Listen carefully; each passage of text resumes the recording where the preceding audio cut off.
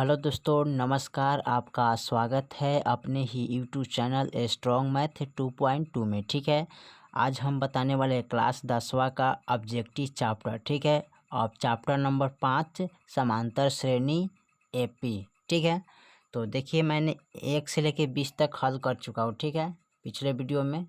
और आज हम हल करने वाले इस वीडियो में 21 नंबर सवाल को। ठीक है, तो देखिए 21 नंबर सवाल हमारा क्या कह रहा है।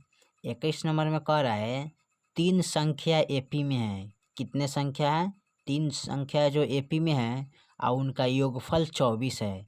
यानी जो तीनों संख्या एपी में है उसको हम जोड़ेंगे तो हमारा योगफल कितना आ जाएगा? 24 आएगा। ठीक है, और फिर उनके वर्गों का योग 200 है। यहाँ पर 200 है। ठीक है, तो वह संख्या क्या होगा? ठीक है, तो इसमें पता करना है ए नंबर होगा कि बी नंबर की सी नंबर। ठीक है, कि डी नंबर। ठीक है, तो पता करने के लिए देखिए तो इनको जोड़ेंगे 8 4 12 और 12 12 24। ठीक है, यानी कि सब का जोड़ेंगे तो 24 24 हमारा योग आ जाएगा इनका। ठीक है, अच्छा उसके बाद कर रहा है इसका वर्गों का इकाई संख्या 200 हो तो संख्या है। तो देखिए वर्ग ही करना है इसको। 4 का वर्ग करेंगे तो 4 चौका 16, 8 28 64। ठीक है, अब यहाँ जोड़िए 64 और 16 70 80 और 12 बढ़िया 144। ठीक है, और तीनों के जोड़ेंगे तो हमारा 200 आना चाहिए। ठीक है, इनको भी वो इस तरह करेंगे। ठीक है, तो सबसे पहले अच्छा रहेगा कि इनका ऑप्शन चूज कर लीजिएगा और उसी को आप हल कर लीजिएगा। ठीक है, तो इसका ऑप्शन नंबर ए होगा। ठीक है, तो ए को हम चूज कर लेते हैं। ठीक है ना, ए नहीं होगा, इसका ऑप्शन नंबर बी में आएगा। ठीक है, 6 6 36 8 28 64 दोनों जोड़िएगा तो 100 हो जाएगा और 10 का वर्गमूल 100 होता है। ठीक है, तो चलिए इसको हम हल कर लेते हैं कॉपी पर। देखिए तो इसमें बी नंबर ऑप्शन को आप चूज कर लीजिए। ठीक है, तो इसका 8 6 14 होता है और 10 कितना होता है? 24। यानी दोनों तीनों को जोड़िएगा तो योगफल 24 आ रहा है। ठीक है, और इसका वर्ग करेंगे तो देखिए 6 का वर्ग करेंगे तो कितना आ जाएगा? 6 छक 36।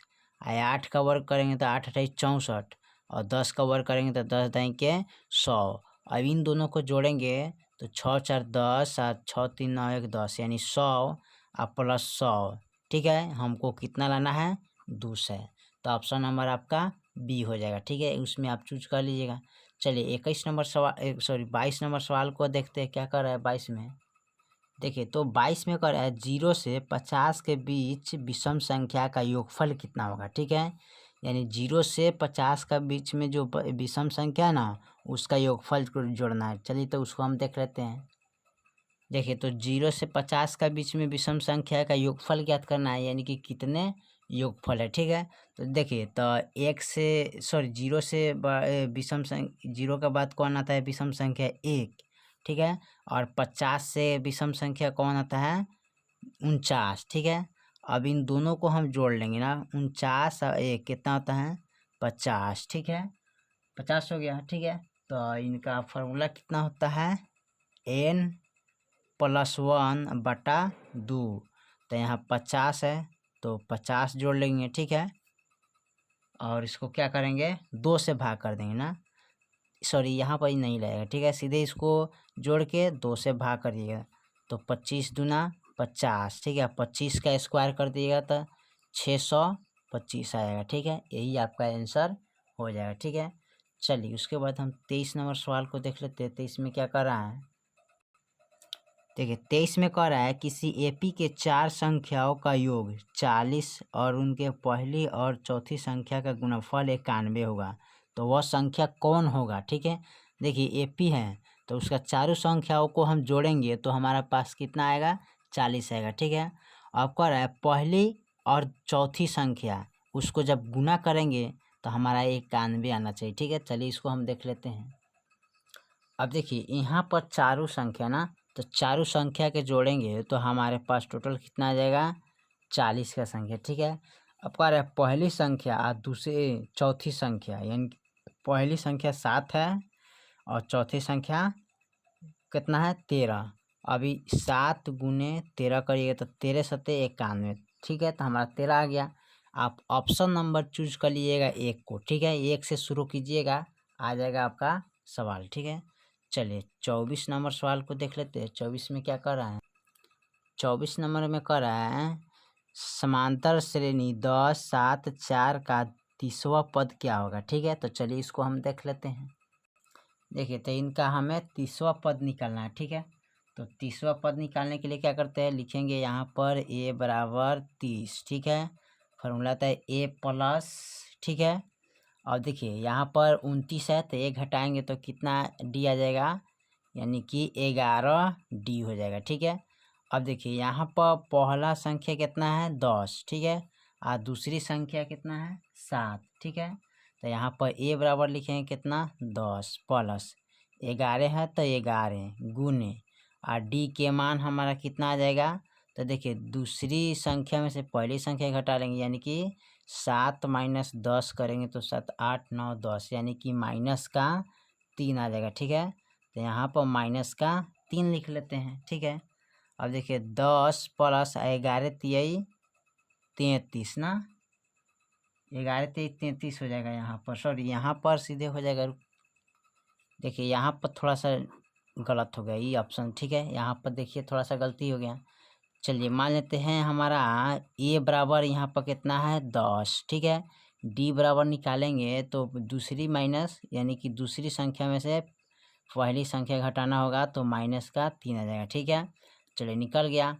अब हमको a 30वां पद निकालना है ना, तो 30वां पद जब निकालना है तो यहाँ पर लिखेंगे a प्लस, देखिए यहाँ 30 है तो 30 में से 1 घटा लेंगे तो 29 आएगा, तो 29 गुड्डी हो जाएगा। ठीक है, और ये बराबर लिखेंगे कितना, तो ये बराबर 10 है तो 10 लिखेंगे प्लस। ठीक है, यहाँ पर लिखेंगे 29 गुने और डी के मान हमारा कितना आया है -3, तो -3 रख देंगे। ठीक है, अब 10 प्लस इनमें गुना कीजिए। ठीक है, तो गुना करिएगा तो कितना आ जाएगा हमारे पास यहाँ पर, सॉरी यहाँ पर सबसे पहले यहाँ पर आ जाएगा माइनस, यानी देखो प्लस माइनस तो माइनस यहाँ लिखेंगे। ठीक है, और देखिए तो 9 तिरिका 27 और 3 दूना 6, एथी 3 9 27, हाथ में 2 और 3 दूना 6, 6 2 8, यानी कि 87। ठीक है, अब 87 में से घटा लेंगे तो हमारा कितना आ जाएगा, तो माइनस का 77 आ जाएगा, यानी कि 7 के साथ 8 में से गया 7। ठीक है, तो माइनस का हमारा कितना आ गया 77। ठीक है, चलिए अगले सवाल को देखते हैं। चलिए 25 नंबर सवाल कर रहा है समांतर संख्या -3 -1/2 का 11वां पद निकालिए। ठीक है, तो चलिए इसको निकाल लेते हैं। देखिए तो यहाँ पर 11वां पद निकालना है तो a बराबर लिखेंगे कितना 11। ठीक है, बराबर a प्लस और इसमें से 1 घटाएंगे तो 10 d हो जाएगा। ठीक है, अब देखिए a का मान हमारा कितना है 3, तो यहाँ पर लिखेंगे a बराबर कितना है -3। ठीक है, अच्छा d के मान निकालना है तो इनमें से इनको घटाएंगे ना, तो लिखेंगे -1/2, इधर लाएंगे तो ये कितना हो जाएगा माइनस रहेगा। ठीक है, तो ये हो जाएगा -3। ठीक है, अब इसको देखिए किस तरह करते हैं, तो इनको हम बटा का जोड़ कर लेंगे ना, तो बटा का जोड़ करेंगे तो लिखेंगे, देखिए तो यहाँ पर लिखेंगे 3 दूना 6 और -1 और बट्टा 2, तो घटाएंगे यहाँ पर, देखिए यहाँ पर घटाएंगे तो कितना बचेगा 5/2 बचेगा ना, तो यहाँ पर लिखेंगे 5/2। देखिए यहाँ पर 5 घटाइएगा तो 5/2 बचेगा। ठीक है, तो यहाँ पर लिख सकते हैं a बराबर लिखेंगे -3 प्लस 10 गुने। ठीक है, और d का मान लिखेंगे, सॉरी यहाँ पर 5/2 लिख लेते हैं। ठीक है, उसके बाद फिर लिखेंगे 3 + 10 गुने 5/2। अब कटाएंगे तो 2 पचे 10 कट गया। ठीक है, -3 प्लस 5 25 हो जाएगा ना। अब देखिए इसके बीच में माइनस प्लस का चिन्ह है। ठीक है, तो माइनस प्लस माइनस होता है ना, तो 25 में से 3 गया कितना बचेगा 2, यानी कि 22। ठीक है, तो यही आपका आंसर हो जाएगा। ठीक है, चलिए 26 नंबर सवाल को देख लेते हैं। 26 में क्या कर रहा है, समांतर श्रेणी 2 7 12 का 10वां पद क्या है। ठीक है, तो चलिए इसको हम देख लेते हैं। देखिए तो इनका 10वां पद ज्ञात करना है, तो सबसे पहले यहाँ पर लिखेंगे a बराबर 2 है, यानी पहला पद। उसके बाद दूसरा पद यानी कि d बराबर, तो दूसरा पद में से पहला पद को क्या करते हैं घटाते हैं, तो 7 - 2 कर देंगे तो हमारे पास कितना आ जाएगा 5। ठीक है, तो यहाँ पर लिखेंगे 5। ठीक है, यहाँ पर हो गया कितना 5। अब इनको क्या करेंगे, यहाँ पर करें 10वां पद, 10वां पद कर रहा है तो a बराबर 10 है ना, तो लिखेंगे a प्लस इसमें से 1 हटा लेंगे तो कितना बचेगा 9d। ठीक है, a का मान कितना है 2 प्लस 9 गुने d के मान कितना है 5। अब 2 प्लस 9 बचे 45। ठीक है, 45 2 कितना होता है 47, यानी कि यहाँ पर आपका आ जाएगा 47 आंसर। ठीक है, चलिए हम देखते हैं 27 नंबर सवाल को। 27 में क्या कह रहा है, 27 नंबर सवाल दिया है, कह रहा है एपी का 15 पदों का योग क्या है। ठीक है, यानी 15 का एपी है और उसका 15 को पद है, तो उसको जोड़ेंगे तो क्या होगा। ठीक है, जिसका प्रथम और अंतिम पद क्रमाश इतना इतना होना चाहिए। ठीक है, देखिए तो प्रथम 5 होना चाहिए और अंतिम पद 75 होना चाहिए। ठीक है, तो चलिए इसको हम हल कर लेते हैं। चलिए तो मैंने नोट कर लिया n बराबर 15, a बराबर 5 और l बराबर 75, यानी कि अंतिम पद। तो इसका फार्मूले से ही पता चल जाएगा। देखिए तो इसका फार्मूला आता है SN बराबर n/2 a प्लस l। ठीक है, क्या होता है l। ठीक है, तो चलिए यहाँ पर लिखेंगे n/2। ठीक है, और a का मान कितना है 5 प्लस l का मान कितना है 75। ठीक है, चलिए लिख लिए 75।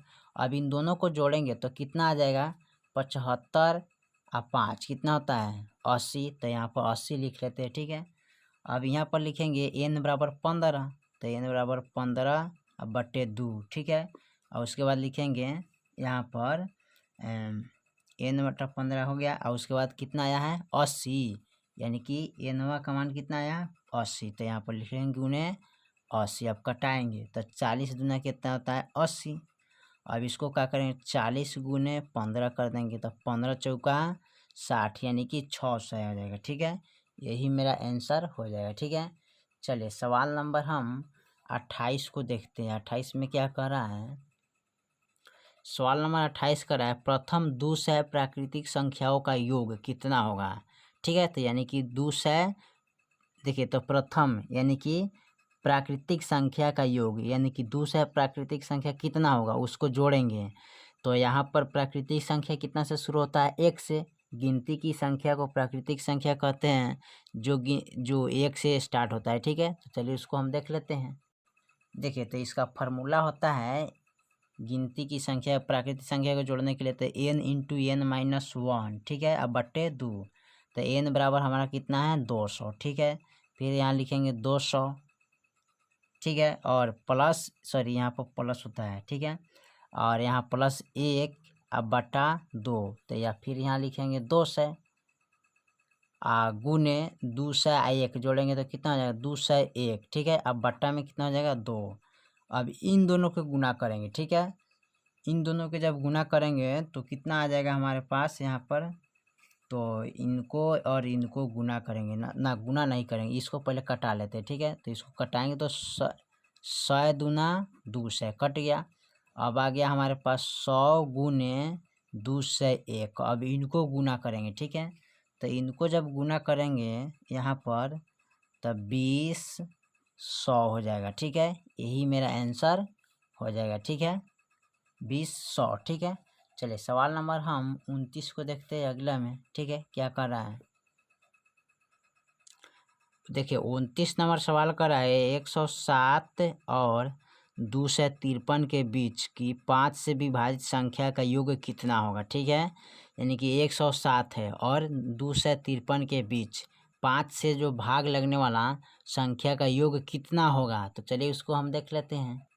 देखिए तो यहाँ पर 5-5 का अंतराल है ना, तो 110 115 120 125 130। ठीक है, तो यहाँ पर कह रहा है 1 से 110 से और 253 दिया ना यहाँ पर, तो यहाँ पर दिया है 253। ठीक है, और तो यहाँ पर 2 से 50 है ना है, तो यहाँ पर 2 से 50 दिया। ठीक है, तो यहाँ पर 253 करा है। तो चलिए यहाँ पर सबसे पहले फार्मूला लिख लेते हैं n बराबर। ठीक है, तो a प्लस n-1 d होता है ना। ठीक है, तो यहाँ पर सबसे पहले क्या करते हैं a बराबर यानी कि n बराबर हमारा लिख लेते हैं 253। ठीक है, तो 253 है। ठीक है, और उसके बाद बराबर ए बराबर कितना दें, तो ए बराबर प्रथम पद हमारा कितना है ए, ठीक है। यहाँ पर मान लीजिए ए बराबर 110 और डी बराबर मानिए कितना, तो 115 माइनस 110 करिएगा तो कितना बचेगा जी, तो 5 ना बचेगा यहाँ पर, तो 5 बचेगा, ठीक है। चलिए तो ए बराबर 110 ले लेते हैं और एन बराबर कितना लिखेंगे यहाँ पर, तो एन बराबर तो नहीं दिया है, तो एन माइनस 1, ठीक है, गुने 5 है डी का मान, ठीक है। अब इसको क्या करेंगे, यहाँ पर इनको घटाएंगे, ठीक है, तो 253 माइनस 110, ठीक है, एन माइनस 1 गुने 5, ठीक है। अब इनको इनमें से घटा लेना है, ठीक है।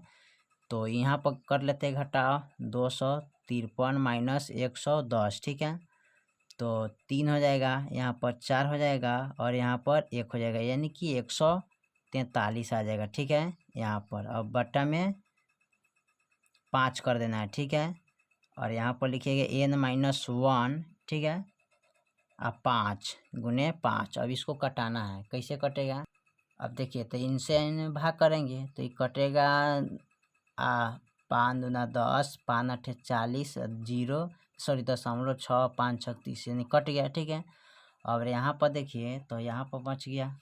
अब इनको क्या करते हैं, इसमें इसमें तो अब भागा कर दिए, ठीक है, इनको गुना में लाए तो इसको लिखने का कोई ज़रूरत नहीं है, ठीक है, भागा कर लिए। अब यहाँ पर बच गया एन माइनस 1 बराबर 28.6, ठीक है। अब 28.6 बच गया, तो हमको तो एन बराबर निकालना है, तो 28.6, ठीक है, और माइनस में तो इधर उठा के लाएंगे तो प्लस में हो जाएगा, ठीक है। अब इसको क्या कर देंगे, 0.0 डाल देते हैं, ठीक है, ताकि जोड़ने में आसान रहेगा, ठीक है। अब इसको जोड़ लीजिएगा, यहाँ पर 28.6 1 दशमलव, ठीक है, इतना, तो 6 हो जाएगा 0.8 1 कितना हो जाता है 9 1 29, ठीक है, यानी कि 29.6। तो देखिए दशमलव के बाद कोई अंक का वैल्यू नहीं रहता है, ठीक है, तो आप नहीं लिखिएगा, आप सीधे लिख सकते हैं 29, ठीक है, 29 हो गया। अब इसमें कर रहा है एन, ठीक है, तो यहाँ पर लिख लेते हैं एन बराबर n बट्टा 2 ए प्लस एल, ठीक है। तो यहाँ पर एन का मान कितना है 29, एन का मान कितना है 29, तो 29/2, ए बराबर कितना है 110 प्लस एल बराबर हमारा कितना है 200 ना, एल के मान कितना इसमें लिखे हैं जी, तो एल बराबर हमारा आना चाहिए 200, देखते हैं इसको, यहाँ एल बराबर लिखना पड़ेगा 200, यहाँ पर जानते हैं 253 लिखना पड़ेगा, ठीक है, तो यहाँ पर लिख लेंगे 253, ठीक रहेगा, ठीक है। तो चलिए यहाँ पर लिख लेते हैं 253, ठीक है। अब 29/2, अब इन दोनों को जोड़ लेते हैं ना, तो 253 और 110, तो कितना 3 6 यानी कि 363 हो जाएगा ना, तो यहाँ पर लिख लेते हैं 363। अब इसको कटाना है, ठीक है, तो कितने मरतबे कटेगा, तो यहाँ पर कटाने के लिए सबसे पहले देखें, तो यहाँ पर जब काटेंगे इसको तो हमारा आ जाएगा, जानते हैं यहाँ पर, तो 181.5, ठीक है, इनको काट लेते हैं, ठीक है। और काटने के बाद देखिए यहाँ पर आ गया 181.5, ठीक है। अब इसको क्या करेंगे, लिखेंगे यहाँ पर 29 गुने 181.5, ठीक है, तो 29 गुने इसको लिख सकते हैं 181 को यहाँ पर लिखेंगे, यहाँ पर 181, ठीक है, 0.5, तो इसको गुना करना है ना, तो इसको अब गुना कर लेंगे, ठीक है। तो देखिए दशमलव के बाद अंक का कोई वैल्यू नहीं था, तो इसको काट दीजिए, ठीक है, कट जाएगा, तो 181 बच गया। अब इसको आप गुना कर दीजिएगा आराम से, ठीक है, तो गुना कीजिएगा तो आपका आ जाएगा 5220, ठीक है, इतना अच्छा, इतना से अधिक आ सकता है, ठीक है, अधिक आ सकता है, तो देख लीजिएगा आप लोग कैलकुलेट करके, ठीक है। चलिए मिलते हैं फिर हम 30 नंबर सवाल में। देखिए तो 30 नंबर सवाल कर है, यदि एपी का प्रथम पद ए है और पदांतर डी है तो एनवा पद निम्नलिखित में से कौन सा होगा, ठीक है। तो इसका फार्मूला पूछा है, ठीक है, इसका क्या पूछा है फार्मूला, तो चलिए इसका फार्मूला को हम नोट कर लेते हैं। देखिए तो तीसरा नंबर का फॉर्मूला होता है A plus into N minus one into D होता है, ठीक है। तो यही आपका ए पी का यानी कि ई हो गया एन ए पद, ठीक है, ए और एन हो गया और डी हो गया, ठीक है। तो यही हो गया ए पी का पद, ठीक है। फिर मिलते हैं अगले वीडियो में, तब तक के लिए जय हिंद जय भारत।